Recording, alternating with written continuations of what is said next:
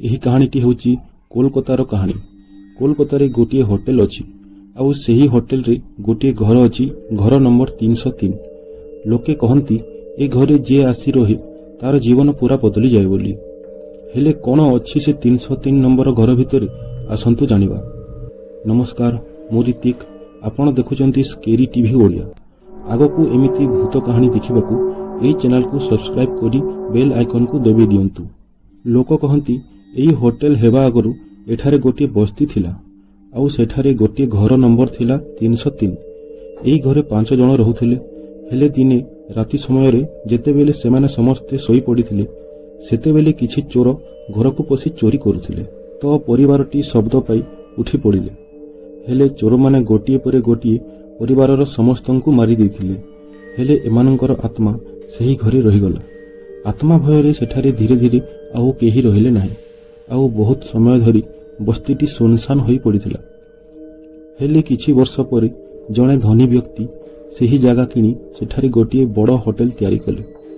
ଏହି ହୋଟେଲରେ ଗୋଟିଏ ଘରର ନମ୍ବର ଥିଲା 303, ଆଉ ଏହା ସେହି ଘର ଥିଲା ଯେଉଁଠାରେ ସେହି ପରିବାରର ହତ୍ୟା କରାଯାଇଥିଲା। ହେଲେ ଦିନେ ହୋଟେଲର ସେହି ଘରକୁ ରମେଶ ଆଉ ତାର ପରିବାର ରହିବାକୁ ଆସିଲେ।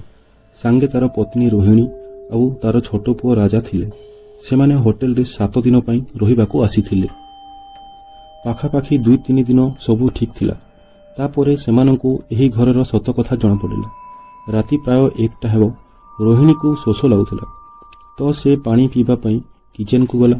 ଆଉ ପାଣି ପିଇ ଯେତେବେଳେ ସେ ଆସିଲା, ଦେଖିଲା ଯେ ତାର ପୁଅ ରାଜା ସେଠାରେ ନଥିଲା, ଆଉ ରାଜା ବାଲକୋନିର କାନ୍ଥ ଉପରେ ଯାଇ ଠିଆ ହୋଇଥିଲା। ଏହା ଦେଖି ରୋହିଣୀ ଡରିଯାଇ ଜୋରସେ ଚିଲ୍ଲେଇଲା।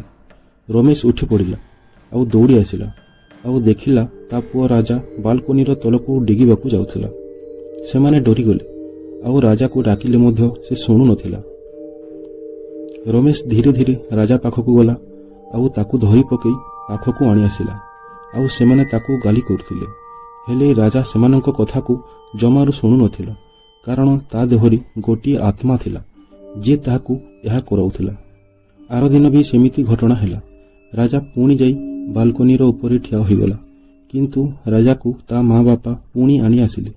ଗୋଟିଏ ଛୋଟ ଛୁଆକୁ ଏମିତି କରିବା ଦେଖି ସେମାନେ ଡରିଗଲେ। ତାପରେ ସେମାନେ ହୋଟେଲର କିଛି ଲୋକଙ୍କୁ ଏ ବିଷୟରେ ପଚରା ଉଚରା କଲେ।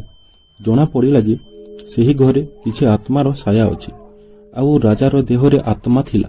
ଏହା ଶୁଣି ରମେଶ ଆଉ ରୋହିଣୀ ବହୁତ ଡରିଗଲେ। ତାପରେ ସେମାନେ ଗୋଟିଏ ବାବା ପାଖକୁ ଗଲେ, ଆଉ ଏକଥା କହିଲେ। ବାବା ତାଙ୍କୁ କହିଲେ ଯେ ଯଦି ତମେ ରାଜାର ଜୀବନ ବଞ୍ଚାଇବାକୁ ଚାହୁଁଛ, ତାହେଲେ ସାଙ୍ଗେ ସାଙ୍ଗେ ସେ ହୋଟେଲ ଛାଡ଼ି ପଳାଅ, ନହେଲେ ତମର ପୁଅର ଜୀବନ ମଧ୍ୟ ଚାଲିଯିବ, ଆଉ ତମର ମଧ୍ୟ ବହୁତ କ୍ଷତି ହେବ। ସେମାନେ ସେଦିନ ହିଁ ସେହି ହୋଟେଲ ଛାଡ଼ି ପଳାଇଲେ। ହେଲେ ଆଜି ବି ରମେଶ ଆଉ ରୋହିଣୀ ସେ କଥା ମନେ ପକାଇ କହନ୍ତି ଯେ ଯଦି ଆମେ ସେଦିନ ସେ ହୋଟେଲ ଛାଡ଼ି ନଥାନ୍ତୁ, ତ ରାଜା ଆଜି ଆମ ପାଖରେ ନଥାନ୍ତା। ତ ସାଙ୍ଗମାନେ ଏଥିପାଇଁ କହନ୍ତି, କୌଣସି ହୋଟେଲ କିମ୍ବା ଘରକୁ ଗଲେ ସେ ଘର ବିଷୟରେ ସବୁକିଛି ପୁରାପୁରି ଭାବରେ ଜାଣି ନେବା ଉଚିତ। ସାଙ୍ଗମାନେ ଆଜିର କାହାଣୀ ଯଦି ଆପଣଙ୍କୁ ଭଲ ଲାଗିଲା, ଲାଇକ୍ ଆଉ ସେୟାର କରିଦିଅନ୍ତୁ। ପୁଣି ଦେଖା ହେବ ଅନ୍ୟ କାହାଣୀରେ।